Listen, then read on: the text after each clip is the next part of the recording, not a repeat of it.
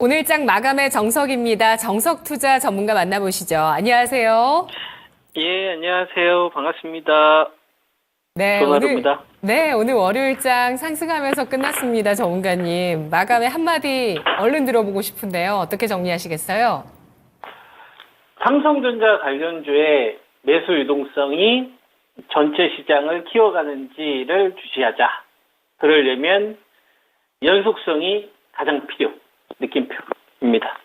네, 오늘 코스피, 코스닥 거래대금 각각 12조, 10조가 나왔고요. 그리고 오늘 SK 하이닉스 쪽에 그런 관련 주식들의 강세, SK 하이닉스와 함께 나타났고, 삼성전자도 오늘 나쁘지 않았습니다. 갭상승한 이후에 상승 2% 유지하면서 74,900원에 마감됐습니다. 그런데 삼성전기라든지 이오테크닉스 같은 삼성 관련주들은 좀 크게 움직임 보여주지 못했는데요. 오늘 장 어떻게 봐야 될지 전략 주시죠. 네, 오늘 거래대금이 12조 한 2천억 정도 나왔어요. 거래대금이 12.2조고, 그 다음에, 양봉을 뽑으면서 이제 마무리가 됐는데, 이제 직전 고점 부근에 벌써 또 시장이 온 겁니다. 그러면, 상승하는 종목이 많아야 되는데, 상승하는 종목이 많지가 않아요. 상승하는 종목하고 하락하는 종목을 보면, 오늘 코스피 쪽은 상승하는 종목이 438개고 하락하는 종목은 445개. 코스닥은 759개가 상승을 했고 그다음에 하락하는 종목은 804개. 그러니까 양념 반 후라이드 반인 거죠. 치킨으로 치면은. 그래서 후라이드 쪽은 올라간 거고 양념 쪽은 내려간 거죠. 오늘 전체적으로 지수는 31포인트 상승을 했으면 치킨 가격은 올라왔는데 후라이드 가격은 값어치 높아졌는데 양념 가격은 하락을 했으니까 전체 시장은 올라왔지만 사실상 지금 시장은 여전히 뭘 얘기를 하고 있는 거냐면 차별화를 이야기를 하고 있는 거죠. 지수가 전고점 요 부근에 왔지만 내가 아직 심술이 들풀렸어. 그래서 소외시키는 주식들은 계속 소외시킬 거고 반등 나오는 주식들도 차별적으로, 선별적으로 나타날 거야. 그래서 오늘 같은 경우를 보면 자동차 쪽에서 이제 현대차나 기아, 그 다음에 현대모비스, 자동차 집단은 전반적으로 이제 강세 기조를 좀 유지를 하는데요. 이제 현대, 미포조선 같은 주식들은 신저가를 좀 기록을 하고 있는 상황이니까 또 호텔, 신라 같은 중국 소비주 관련된 주식은 지수가 올라간 거하고 전혀 상관없거든요. 이번 상승은 사실상 자동차나 금융지주사 쪽 이런 주식들이 주도권을 잡은 상태에서 현대차나 기아나 현대모비스, 삼성물산 이런 자동차나 금융지주사 쪽이 주도권을 가지고 있는 상태에서 이번에 이제 티켓을 끊어준 거예요.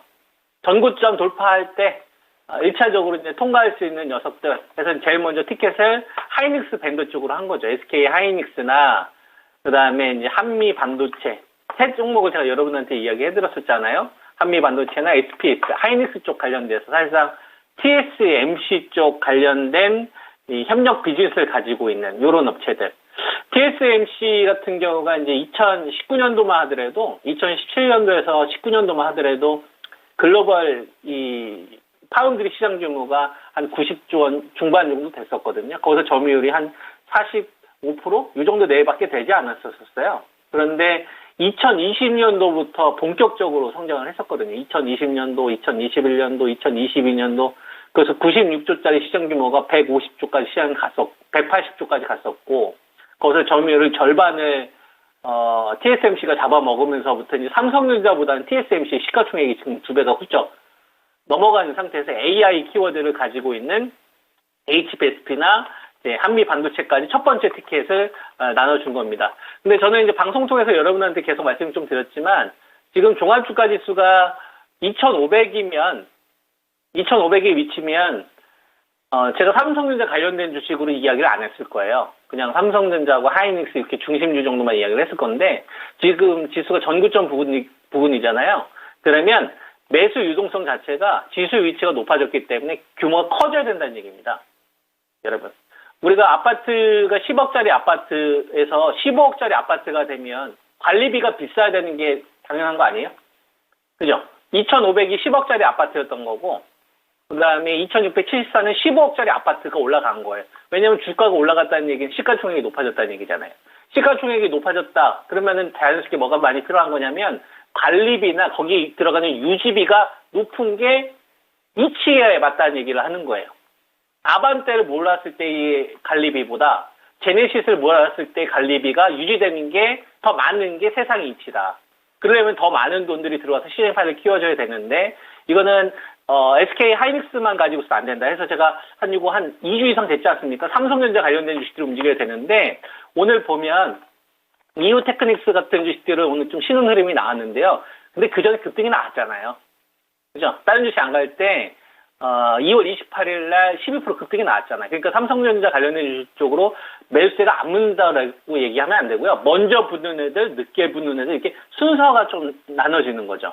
그래서 이후 테크닉스의 KC텍도 제가 말씀을 드렸지 않습니까?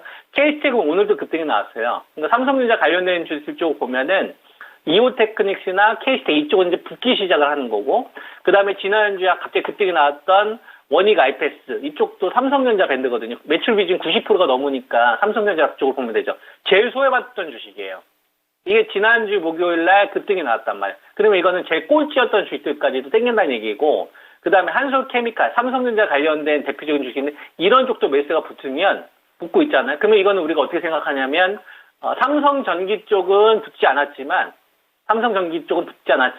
이 돈이 삼성전기 쪽으로 지금 안 붙을 수도 있죠. 그렇지 않습니까? 내일 붙을 수도 있는 거고 다음에 붙을 수도 있는 거 아니에요? 우리가 보는 거는 뭐냐면 삼성전자 밴드 쪽 관련된 주식들 쪽이 점점 매수가 좀 불어나면서 키우고 있느냐가 포인트란 얘기예요. KC텍을 붙고 있느냐, 그 다음에 이후 테크닉스 붙고 있느냐. 그럼 이게 전 계속 커지고 있다라고 지금 현재 포인트 보고 있는 거예요. 왜냐하면 낙폭주가에서 계속 전이가 되고 있으니까. 그래서 하나 모티리얼즈도 제가 말씀을 드렸고 하나 마이크론. 그러니까 삼성전자 관련된 밴드 쪽 비중이 높은 애들이 계속 매수가 붙고 있다.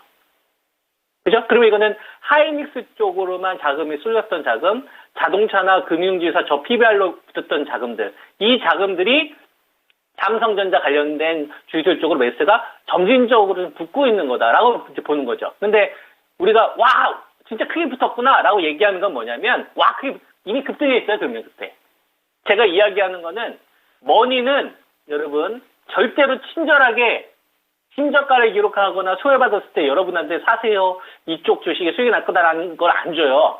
신고가를 기록하거나 사람들이 흥분할 때 호재가 나오지. 근데 그 전에 단계를 밟는다는 얘기예요, 여러분. 단계를 밟는다고.